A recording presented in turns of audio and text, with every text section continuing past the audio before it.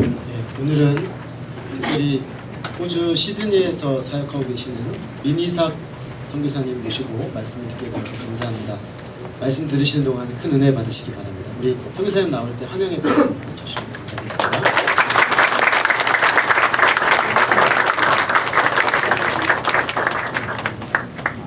안녕하세요. 반갑습니다. 이렇게 말씀을 전할 수 있게 해주셔서 하나님께 감사드리고 로뎀나무 교회에 감사드립니다. 제가 잠깐 기도 시작하겠습니다. 하나님 감사합니다. 이 시간 제 가운데 성령님 충만하게 임하여 주심을 감사드립니다. 저희 예배에서 영광 받으시고 특별히 이 시간 주님 들려주신 음성을 듣기 원합니다. 주님께서 저희 한 사람 한 사람의 심령 가운데 성령을 함께해 주시고 말씀으로 힘과 또 삶의 방향과 또 목적을 허락해 주시기를 기도합니다. 모든 시간을 주님께 맡기었고 예수님 이름으로 기도했습니다.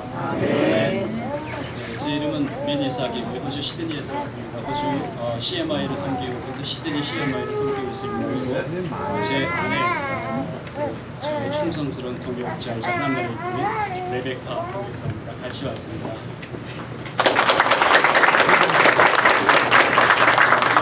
한 가지 감사 말씀드리겠습니다. 제 아들이 지난 방학 때 2달 반 정도 한국에 와 있었는데 이름이 민요셉입니다. 제 아들이. 그래서 이 로뎀나무의 교회에 와서 열심히 신앙생활하고 많이 변화되어져 와서 돌아왔습니다. 그렇게 변화될 줄 몰랐습니다. 잘 섬겨주셔서 너무너무 감사드립니다. 특별히 저희 자리 청년부는 많이 없는 줄 알고 있는데 청년부 청년 형제자매들이 많이 이렇게 사랑해주고 섬겨주고 그래서 참 많은 은혜를 받은 것 같습니다. 너무 밝아졌고 예배를 한국 오기 전에는 많이 안 올라오고 좀 억지로 오고 막 그랬는데 여기 돌아오고 난 다음에는 적극적으로 와서 예배 때 기타로 반주도 섬기고 특성도 2번이나 자기가 자원해서 했습니다. 지금 신앙생활 열심히 잘하고 저희 동역자가 되어가고 있습니다. 너무 감사합니다. 아마 7월 달쯤에 원어민 교사로 지금 올 예정입니다. 수송이가 끝나고 있는 걸 알고 있습니다. 저희는 이번에 경주에서 열린 그 가정교회 컨퍼런스에 참석차 저희 집사람하고 왔습니다. 그리고 컨퍼런스 끝나고 이제 서울에 잠깐 들렸다 이제 다음 주 목요일 시드니로 돌아갑니다. 그래서 저희 시드니의 사역을 저희가 잠깐만 이제 소개드리겠습니다. 저희는 시드니 CMI인데 우리 선교사님들 세이가정과 평신도 목자 목녀 가정이 같이 이렇게 사역을 하고 있습니다. 그런데 호주에서 저희는 호주 앵글리칸 처치하고 같이 이렇게 파트너십을 맺고 시드니의 그 시내 그 센트럴에 가까운 곳에서 이렇게 교회가 있습니다. 같이 협력 사역을 하고 있습니다. 그 시드니 한인 교회들이 그 교회당을 얻기가 너무너무 힘들어서 참 이리저리 쫓겨다니기도 하고 찾아다니기 참 어려운데 저희가 볼 때 참 좋은 모델이라고 저는 생각합니다. 호주 현지에 있기 때문에 현지 교회는 교회 건물은 참 오랜 건물, 굉장히 좋은 건물, 장소는 있는데 사람들은 별로 많지 않습니다. 사실 호주 교회가 주일 예배 참석인이 한 35명 평균적으로 그 정도입니다. 그 큰 건물에. 그리고 그 많은 공간을 거의 사용하지 않습니다. 그런데 저희 한국 사람들은 어디 가도 교회를 세운다고 하지 않습니까? 열정이 충만한데 장소가 별로 없습니다. 그때 좀 빌려려 해도 잘 안 빌려주고 또 빌린다 해도 가격을 굉장히 많이 부릅니다. 왜냐하면 교회 재정이 어려우니까 이제 이 들어온 팀들을 교회를 어떤 그 물질을 공급하는 그 대상으로 생각합니다. 그래서 자꾸 올리고 더 많이 받고 이런 식으로 합니다. 그러니까 많은 어려움을 겪습니다. 그러나 저희는 전혀 그런 거 없이 전혀 돈 내고 그런 거 없습니다. 자유롭게 저희 선교사마다 다 키를 가지고 있고 자유롭게 언제든지 사역을 할 수 있습니다. 전혀 아무런 물질 내는 거 없이. 그러니까 완전히 하나가 돼서 사역하고 있습니다. 그러면서 저희 CMI로서의 정체성도 유지하면서 그 교회의 정체성을 유지하면서 같이 협력 사역을 같이 유지해가고 있습니다. 사진을 좀 잠깐 간단하게 보여드리고 나중에 또 설교 중에도 말씀드리겠습니다. 한번 사진 잠깐 보여주시겠습니다. 예, 그 다음 예, 이 호주의 앵글리칸 참 인격적인 분입니다. 그 프란시스 목사님인데 저하고 참 친합니다. 굉장히 친합니다. 너무너무 서로 잘 맞습니다. 이렇게 생각도 상당히 비슷하고 같이 좀 동역하는데 너무너무 편합니다. 그래서 프란시스 목사님하고 이제 저하고 파트너십 조인식을 맺고 사인하고 난 다음에 이제 찍은 사진입니다. 그 다음에 이제 요게 올해 3월달에 이제 매년 1년에 한 번씩 파트너십을 맺은 그 기념 셀리브레이션을 합니다. 올해 셀리브레이션 하고 이제 호주 앵글리칸 처치 멤버들하고 저희 멤버들하고 같이 찍은 사진입니다. 이거는 저희가 같이 사역하면서 그동안 저희가 가정교회를 저희가 시작한 지 한 1년 9개월 정도 됐는데 그동안 한 11명 정도가 물론 그보다 더 많은 숫자가 예수 영접했지만은 이미 옛날에 세례받은 분들은 안 드리고 해서 그 중에 세례받은 분이 11명이었습니다. 호주 분도 있고 이렇게 주로 아시아에서 온 사역 속에는 있다가 설교 중에도 말씀드리겠습니다만 주로 저희가 All Nations라고 다민족 예배를 섬깁니다. 영어 예배를 섬기는데 거기 멤버들입니다. 그래서 세례받는 그런 장면들입니다. 그 다음에 세례받고 난 뒤에 저희 아들 요셉이가 저 끝에 있습니다. 저희가 함께 저희 가정교회 하신다고 들었습니다. 근데 저희 가정교회는 휴스턴 서울교회 최영기 목사님 시작하신 가정교회 스타일입니다. 여기가 조금 틀리다고 제가 들었습니다. 그런데 저희는 목자 목녀라는 말 씁니다. 여기 다 목자라고 쓴다고 들었는데 우리 목자 목녀들이고 하나님 나라를 같이 세워가는 참 사랑하는 동역자들입니다. 정말 형제 자매보다 더 아주 진한 그런 아주 가까운 그런 사이로 저희가 힘을 모아서 영혼 구원과 제자 양육의 사역을 감당하고 있습니다. 저쪽에 오른쪽에 저희가 있고 폴 인성의 CMI 부산 출신입니다. 미래로교회. 그 다음에 저 끝이 부산 미래로교회 오마태 목사라. 그 다음에 여기가 최근에 순수하게 평신도로서 목자 목녀로 가정교회를 개척한 동규혜진 목자 목녀입니다. 이분들은 지금 저하고 이제 생명의 삶 13주 과정 공부하고 있는 분들인데 다국적입니다. 얼마나 다국적인가를 좀 보여드리려고 제일 왼쪽에 있는 분이 홍콩 사람입니다. 그 다음에가 레바논 사람입니다. 그 다음에 이란 사람입니다. 그 다음에 마지막 캄보디아 사람입니다. 지금 생명의 성금 한 5주 정도 했고 여기 파란 자매인데 이란에서 탈출했습니다. 그 핍박을 피해서 성경을 소지하고 있다가 경찰에 걸려가지고 여권을 빼앗기고 그런 상태에서 간신히 천신만고 그때 아버지께서 여권 찾아오시고 바로 여권을 받는 대로 이란을 탈출했습니다. 그리고 저에게 와서 저하고 이제 성경 공부하고 예수 영접하고 그 다음에 세례를 아까 아마 침례 사진 중에 하나 있었습니다. 침례를 받았습니다. 그리고 그 다음에 나머지 자매들은 이번에 생명상 공부하면서 예수님 전부 영접했습니다. 그래서 제가 돌아가면 다음 주에 두 사람, 레바논, 샤넬하고 그다음에 제니 두 사람 세례받고 그다음에 생명상 끝나면은 릴리안이 또 세례받기로 이렇게 되어 있습니다. 저희가 이렇게 선교 사역을 하고 있습니다. 됐습니다. 그다음 우리 제가 설교지에 좀 더 말씀드리겠습니다. 저희 그 교회는 All Nations가 10시 반 예배입니다. 영어 말씀드린 대로 다민족 영어 예배이고 저희 선교사를 섬기고 있고 그 다음에 2시에는 한국어 예배도 있습니다. 한국 분들. 그러나 그 지역에 한국 분들이 많지는 않기 때문에 저희가 오시는 분들을 섬기고 그다음에 주로 사역은 All Nations 그 다민족 영어 예배를 주로 열심히 저희가 섬기고 있습니다. 그리고 목장도 3개는 영어 목장이고 2개가 한국어 목장입니다. 그렇게 저희가 사역을 섬기고 있습니다. 이 시간에는 먼저 말씀을 좀 한번 우리 주님의 음성을 듣기를 원합니다. 오늘 본문 말씀 통해서 주님께서 들려주시는 음성을 함께 듣기를 원합니다. 오늘 말씀은 밀레도라는 곳에서 에베소 교회 장로들에게 행한 사도 바울의 고별 메시지입니다. 이 메시지 속에 바울의 사명인으로서의 자세를 배울 수 있습니다. 우리 모두에게는 단 한 번의 인생이 주어져 있습니다. 2번 인생을 사는 사람은 없습니다. 단 한 번 사는 이 인생을 우리가 어떻게 무엇을 위해 살아야 하는가 하는 것은 참으로 중요한 질문이라고 생각합니다. 정말 후회 없는 그 인생을 살기 위해서는 이 질문에 대한 분명한 답을 찾아야 한다고 생각합니다. 저는 이번에 여수가 처갓집일 때 저희 형님 댁 뭐라 불러야 되는지 형수인지 형님 댁인지 제가 정확히 모르겠지만 그분이 그런 고백을 하시는 걸 들었습니다. 참 여러 가지 삶의 어려움이 있으신데 참 억울하다. 지금까지 살아온 게 억울하다. 이런 말씀을 몇 번 반복해서 하셨습니다. 너무 힘든 삶을 사신 거죠. 그런데 연세가 이제 70이 돼 가시는데 억울하다.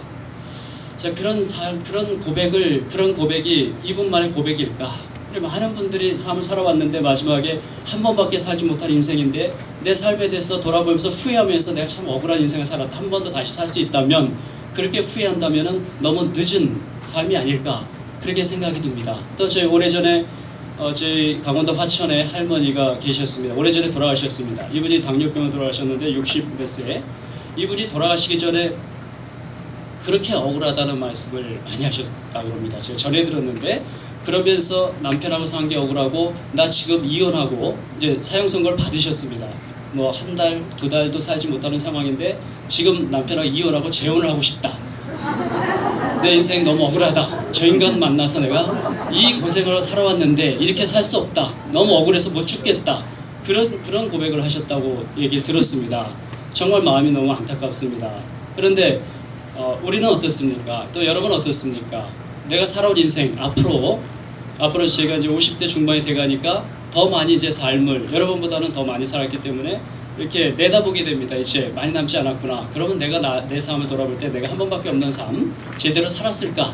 정말 후회 없는 삶을 살고 내가 편안하게 이제 천국에 갈 수 있을까? 그런 생각, 그런 질문을 늘 던지면서 살아가고 있습니다. 근데 여러분에게도 그런 질문에 대한 분명한 답이 있어야 될 줄로 믿습니다. 무엇을 하든지 간에 뭐 사업을 하게 되면 열심히 하셔야 되고 공부를 하면 공부도 열심히 하셔야 되고 무슨 일이든 열심히 해야 된다고 믿습니다. 최선을 다해야 된다고 믿습니다. 주님 주신 은사대로. 그러나 그런 속에 무엇을 하든지 그 속에 분명한 방향, 분명 동기가 있어야 된다고 믿습니다. 단순하게 정말 돈을 벌기 위해서라면 그 돈을 버는데 내 생명을 내가 바칠 수 있겠는가? 이 돈 버는데 내 생명을 다 드릴 수 있겠는가? 그리고 나중에 내가 돈을 벌고 난 다음에 나는 참 후회 없는 인생을 살았다. 그렇게 고백할 수 있을까? 우리는 한번 좀 던져봐야 될 질문이라고 생각합니다. 그래서 우리는 정말 후회 없는 인생, 그런 인생을 살고 좀 주님께 가기 위해서 분명한 정말 분명 인생의 그 방향, 목적을 붙들어야 된다고 생각합니다. 그런데 이 질문에 대한 대답을 우리는 오늘 사도 바울의 고백 속에서 찾아볼 수 있습니다. 이 사도 바울의 고백을 통해서 여러분과 제가 다시 한번 우리 인생의 목적을 분명히 할 수 있기를 원합니다. 내 생명 한 번밖에 살지 못하는 이 생명을 들여서 헌신해서 감당할 만한, 섬길 만한 이 인생의 목적을 우리가 새롭게 붙들기를 원합니다. 오늘 말씀을 보면 사도 바울은 정말 후회 없는 인생을 살았습니다. 저는 예수님 다음으로 정말 본받고 배우고 닮아가길 원하는 분이 바로 사도 바울입니다. 이분의 세계를 너무 존경하고 이분처럼 살기를 정말 소원합니다. 그래서 저의 많은 인생 요절은 이 바울이 쓴 서신서에 나옵니다. 그 중에 하나가 이것입니다. 이분은 정말 후회 없는 인생을 사신 분입니다. 자신의 죽음이 가까웠음을 알고서도 이분은 조금도 위축되거나 후회를 하는 그런 삶을 살지 않으셨습니다. 이분은 이렇게 고백을 했습니다. 디모데후서 4장 7절 8절 내가 선한 싸움을 싸우고 나의 달려갈 길을 마치고 믿음을 지켰으니 이제후로는 나를 위하여 의의 면류관이 예비되었으므로 곧 의로우신 재판장이 그날에 내게 주실 것이니 내게만 아니라 주의 나타나심을 사모하는 모든 자에게니라. 이분은 이 고백을 들어보면 전혀 후회함이 없는 최선을 다하는 삶을 살고 승리를 확신하는 그런 고백이 아닐 수 없습니다.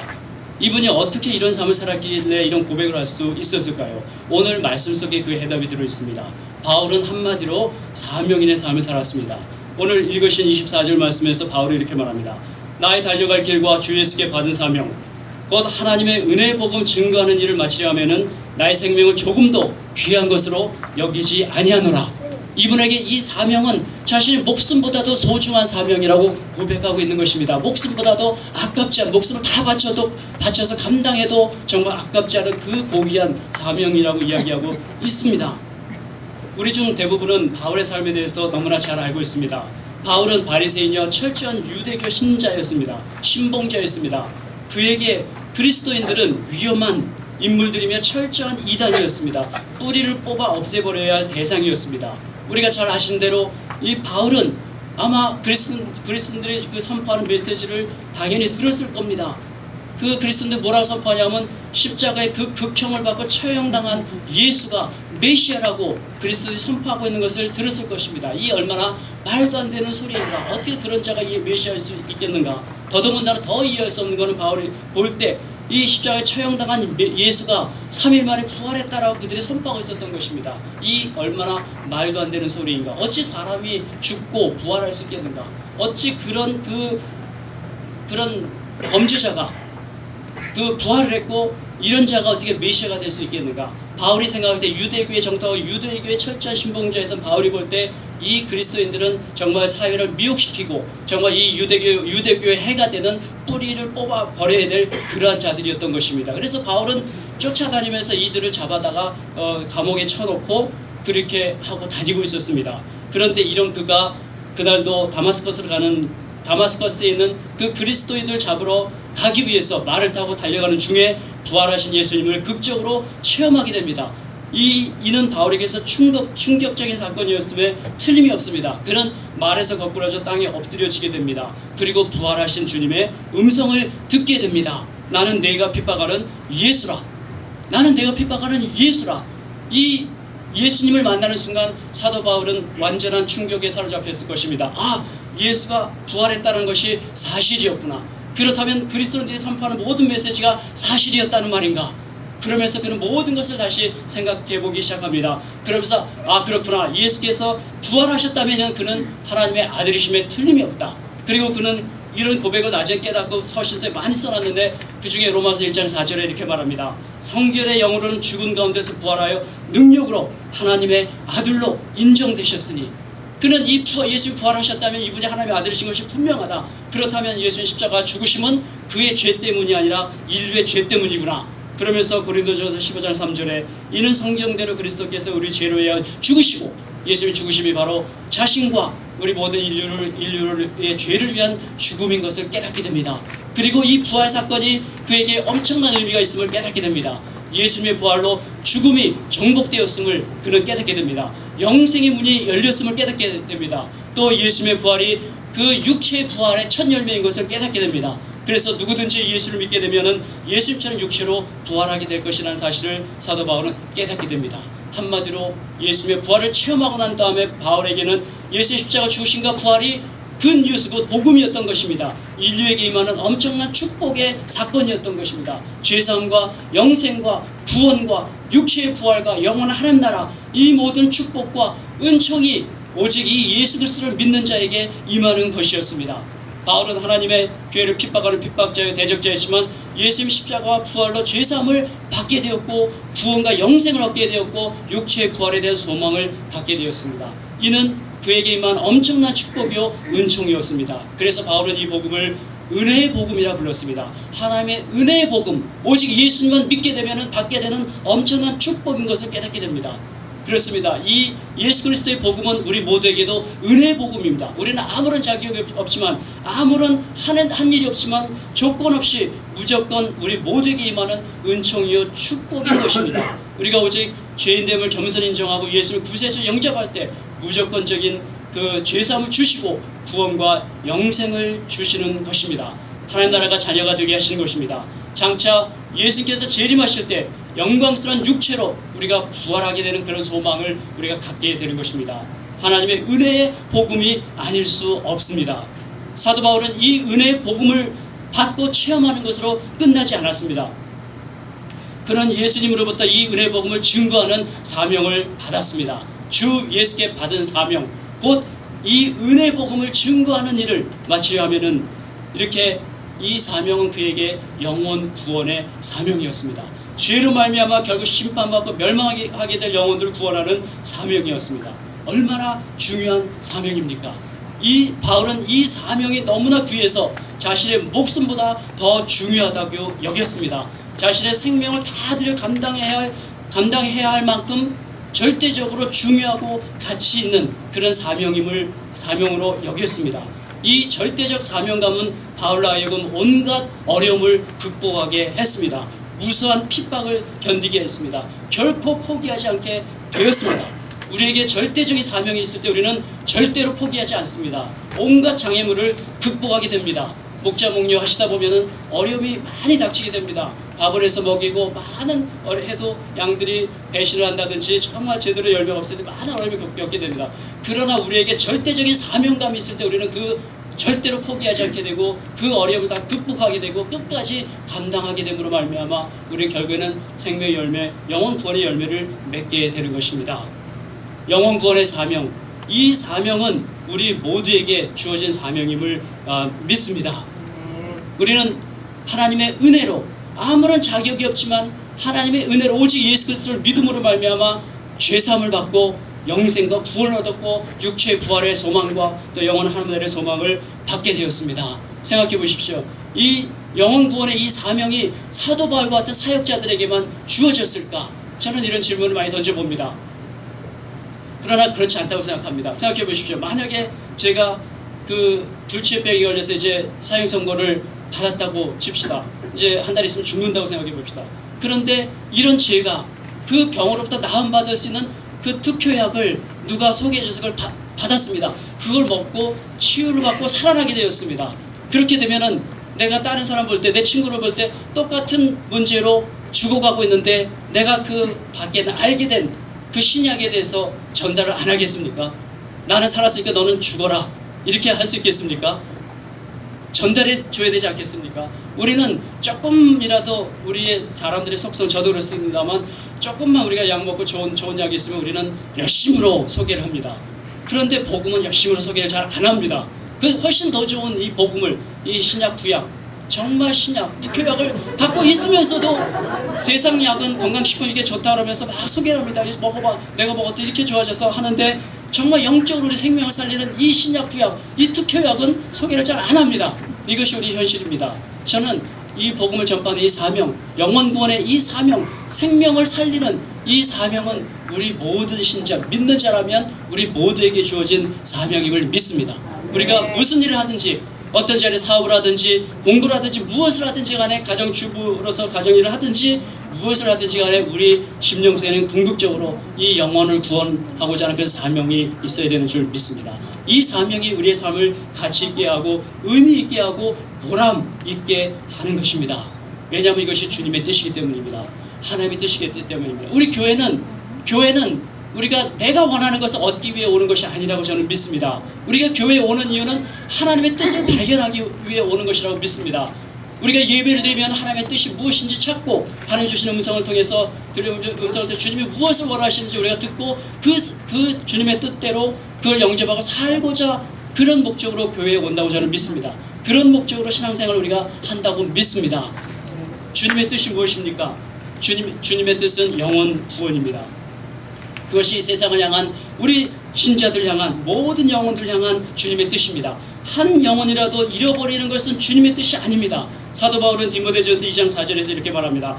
하나님은 모든 사람이 구원을 받으며 진리를 아는 데 이르기를 원하시느니라. 사도 베드로도 이렇게 말했습니다. 주의 약속은 어떤 이에 더디다고 생각하는 것 같이 더딘 것이 아니라 오직 너희를 대하여 오래 참으사 아무도 멸망치 않고 다 회개에 이르기를 원하시느니라. 이것이 주님의 뜻입니다. 하나님 우리 인류를 너무나 사랑하셔서 비록 죄인들이지만 우리 중 아무도 죄 때문에 멸망하기를 원치 않으셨습니다. 그래서 독생자 예수를 보내셨습니다. 하나님이 세상을 이처럼 사랑하사 독생자를 주셨으니 이는 저를 믿는 자보다 멸망치 않고 영생을 얻게 하려 하십니다. 이것이 주님의 뜻입니다. 그래서 예수님을 보내주신 것입니다. 예수님이 땅에 오신 목적이 무엇입니까?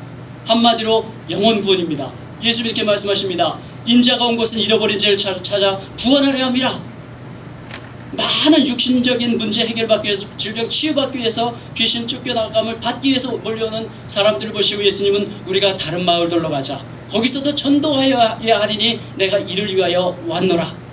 현실적인 필요를 충족시켜 주셨지만 예수님은 영혼 구원의 사명, 전도의 사명, 그것이 예수님에게는 가장 궁극적인 사명이었던 것입니다. 예수님이 이 사명을 위해 사셨습니다. 영혼 구원을 위하여 헌신하는 삶을 사셨습니다. 온전히 한 영혼을 위해서 중동의 떼약볕에서도 자신을 드리고 헌신하고 한 영혼 구원을 하셨습니다.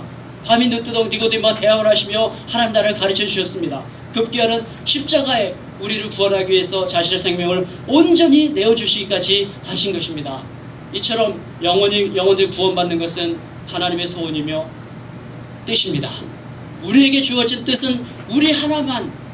저는 그런 걸 보면서 많이 안타까움을 느낄 때가 많습니다. 저희 교회 성도들 중에서도 그저 기도 제목을 내놓으라 그러면 목장 모임을 해보면은 본인의 소원, 본인의 건강, 본인의 가족의 평화, 본인의 자녀들이 잘 되는 것, 이런 거 이외에는 기도 제목이 없습니다. 조금 더 남을 돌아보고 좀 더 교회를 돌아보면서 어떤 사람, 힘든 사람 돌아보면서 내가 어떻게 섬길 수 있을까, 어떻게 관심 갖고 내가 조금이라도 내가 가진 걸 나눠줄 수 있을까, 이런 기도 제목이 없을 때가 있습니다. 저는 그런 걸 보면서 정말 마음이 안타까울 때가 많이 있습니다. 주님이 우리에게 왜 구원을 주셨습니까?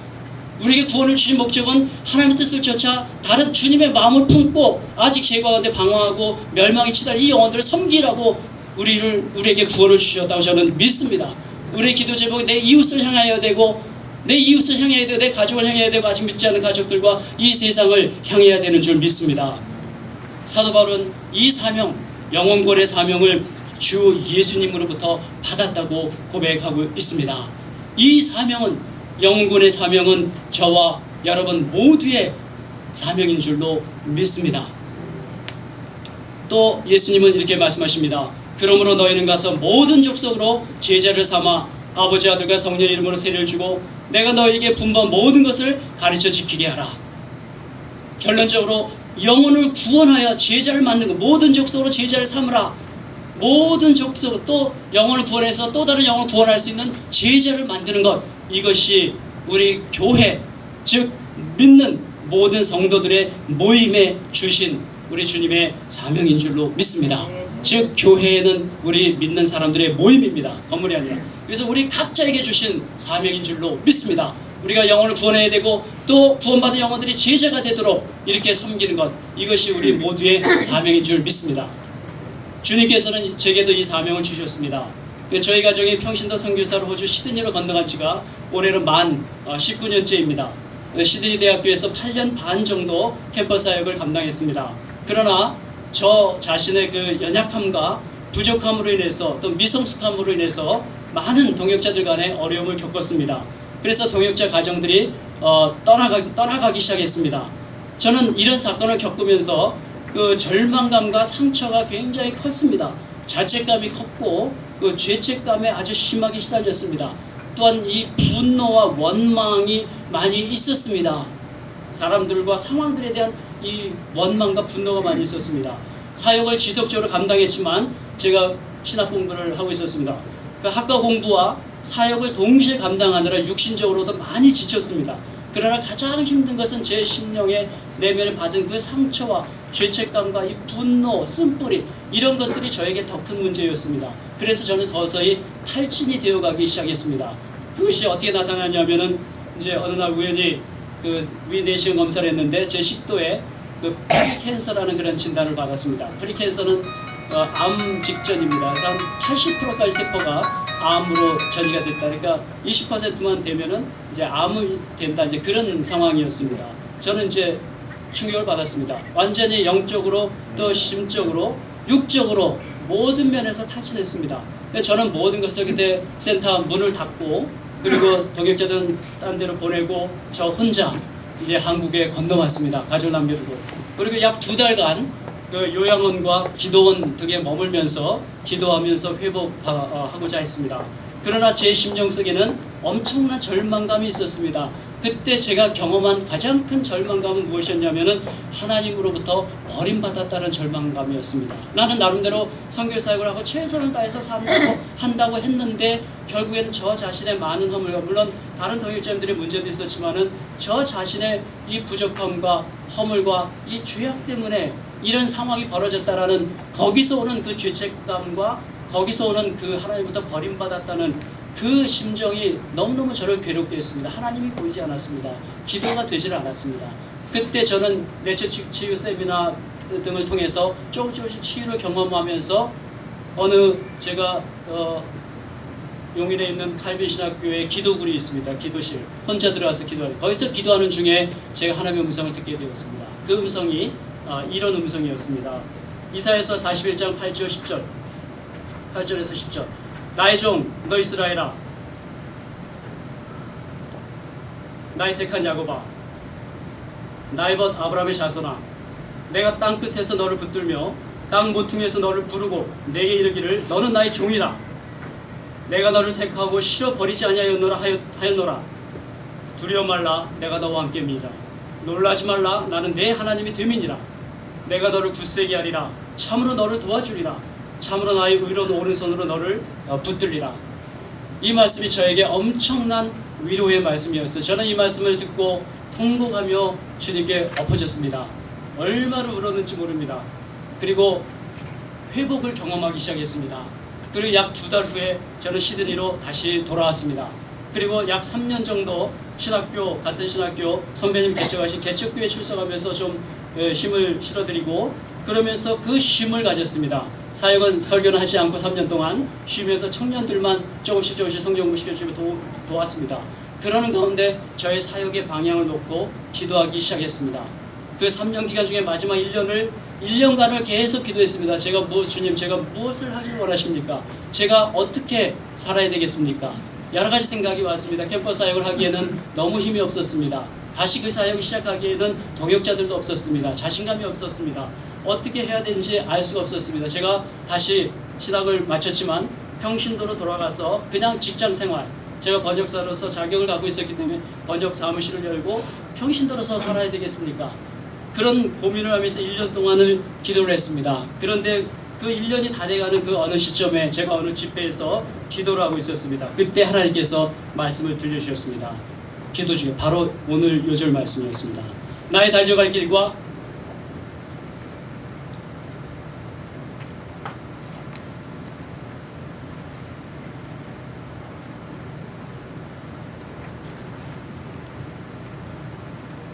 주 예수께 받은 사명, 곧 하나님의 은혜의 복음 증거하는 일을 바치려 하면은 나의 생명을 조금도 귀한 것으로 여기지 아니하노라. 그리고 이어서 바로 또 말씀을 주셨습니다. 역시 사도 바울의 말씀이었습니다.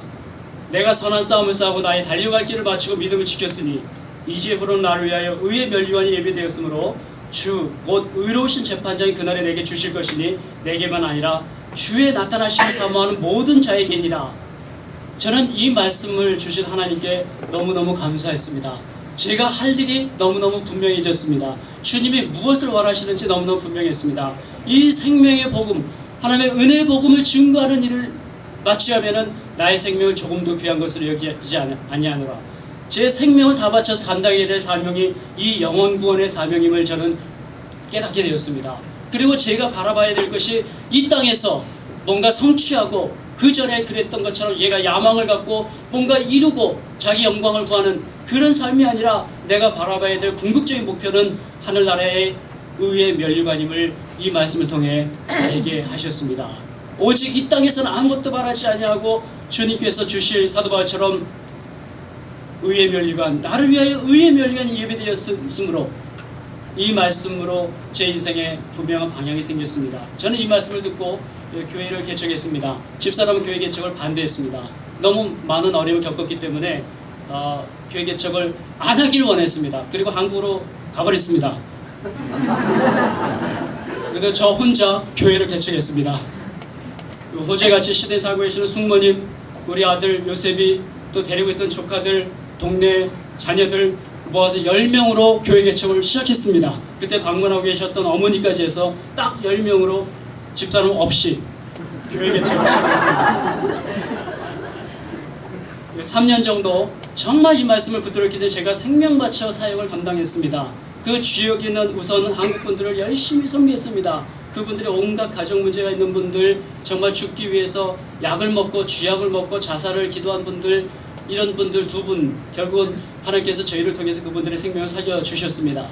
정말 열심으로 나중에 돌아와서 밥을 해주고 이분들을 섬기고 그렇게 해서 영혼권이 조금씩 일어나고 그래서 한 30명씩까지 됐습니다. 그리고 영어 예배를 시작했습니다. 선교를 위해서. 그래서 영어 예배, 한국 예배 섬기면서 3년 동안 정말 열심히 섬겼습니다. 그러나 제가 성도들 간에 생기는 문제를 감당하기 너무 어려웠습니다. 서로 싸우고 화해시키려고 하고 그들의 뒤치다거리를 하고 쫓아다니는 이 삶에 너무 지쳐버렸습니다. 3년 그렇게 하다 보니까 너무너무 지쳐버렸습니다. 정말 더 감당할 힘이 없어지게 되었습니다. 그때 제가 이런 생각이 들었습니다. 뭔가 이제 최근의 일입니다.